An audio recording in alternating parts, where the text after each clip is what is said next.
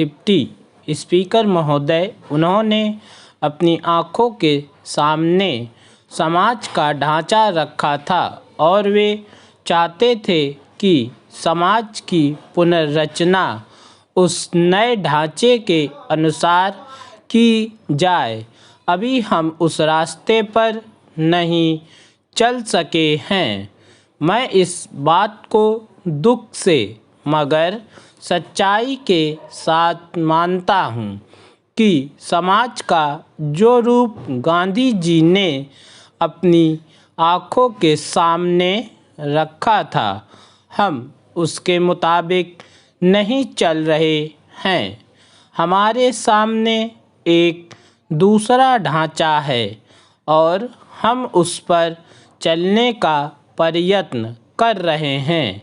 मैं यह नहीं कहना चाहता कि उसमें से कौन बेहतर है और कौन बुरा। मैं तो इतना ही कह देना काफ़ी समझता हूँ कि हम जिस रास्ते पर चलकर आज आगे बढ़ना चाहते हैं, वह रास्ता वह नहीं जो हमें उस जगह पर ले जाए जहाँ गांधी जी हमको ले जाना चाहते थे।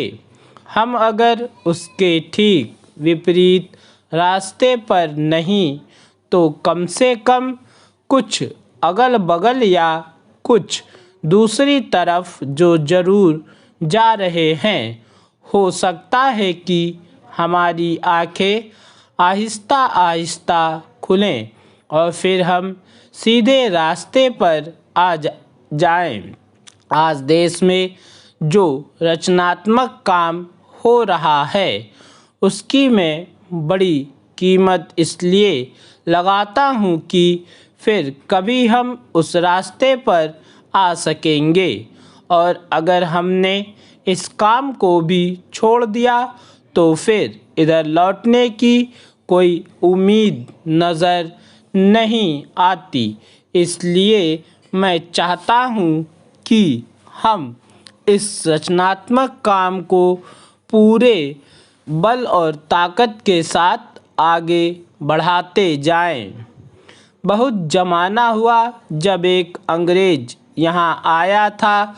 वह बड़ा विद्वान था।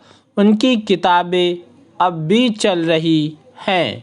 गांधी जी उस समय खादी और ग्रामोद्योग की बात चला रहे थे। आप जानते हैं कि पश्चिमी देशों में कोई भी चीज़ ऐसी नहीं जो बिना यंत्र के हो। वहाँ सब काम मशीनों के द्वारा किए जाते हैं। यहाँ तक कि मेज पर खाना परोसने का काम भी खुद ब खुद हो जाता है और आदमी को लाकर रखने की खास ज़रूरत नहीं पड़ती। वहाँ के आदमी ने आकर यह देखा कि हमारे यहाँ के लोग घर में बैठे बैठे रुई का सूत बना लेते हैं। उस सूत से कपड़ा बुनते हैं और उसी से घर में कपड़ा सी लेते हैं। उसने यह भी देखा कि यहाँ के लोग इसी प्रकार खेती के काम में भी धान कूट पीस कर चावल बना लेते हैं। रोटी और तरह तरह की चीज़ें घर में ही बना लेते हैं और खा लेते हैं। हमारी इन सब चीज़ों को देखकर उसने कहा कि हम इन चीज़ों को अपने यहाँ कायम रखें। अगर पूरी तरह से नहीं तो कम से कम नमूने के तौर पर तो कायम रखें ही। एक दिन आएगा जब दुनिया सब मशीनों को छोड़ फिर इसी चक्की का उपयोग करेगी और इसी चरखे पर सूत कातेगी। यह बात मैंने 25-30 बरस पहले की कही है। पिछले 2500 वर्षों में साइंस की तरक्की हुई है और पिछले 10-15 वर्षों में तो बहुत ही हुई है। इस प्रकार हम आटा चक्की और सूत काटने की कला नहीं छोड़ सकते। पूर्ण विराम।